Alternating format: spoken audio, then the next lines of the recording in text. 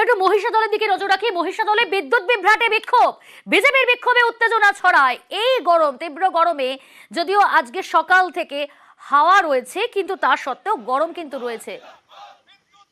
আমাদের সঙ্গে প্রতিনিধি সুজিত, এখনো কি বিক্ষোভ চলছে? সেখানে কি দাবি তুলছেন স্থানীয়রা? এবং শুধু তাই নয়, বিজেপির এই বিক্ষোভ বিজেপির ঘোষিত কর্মসূচি, কারণ মহিষাদল এলাকায় যে অভিযোগ স্থানীয় মানুষজন করছেন, গরম বাড়ার সঙ্গে সঙ্গে অস্বস্তির সঙ্গে লোডশেডিং কিন্তু ঘটছে, এবং লোডশেডিং যখন দফায় দফায় হচ্ছে তা নিয়ে যখন মানুষের ক্ষোভ বাড়ছে, তখন নির্বাচন পিরিয়ডে সেই ক্ষোভকে যেন কাজে লাগাতে চাইছে বিজেপি।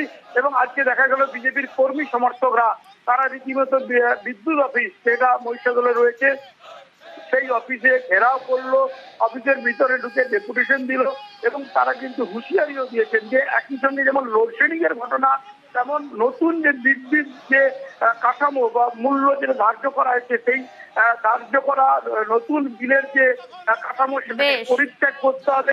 এ ধরনের নানা অভিযোগকে সামনে রেখে কিন্তু বিদ্যুৎ বিক্ষোভ বিজেপির মহিষাদলে। বেশ। এদিকে মেদিনীপুরে মনোনয়ন জমা দিলেন জুন মালিয়া। আজ মনোনয়ন জমা দিলেন তিনি মেদিনীপুরে। তৃণমূল কংগ্রেস প্রার্থী জুন মালিয়া আজ মনোনয়ন জমা দেন। মিছিল করেই মনোনয়ন জমা দিতে গেলেন তৃণমূল প্রার্থী। জুন মালিয়ার মনোনয়ন জমা দেওয়ার দিন ছিলেন চন্দ্রিমা ভট্টাচার্য, শশী পাজা, রাজ্যের মন্ত্রীরাও।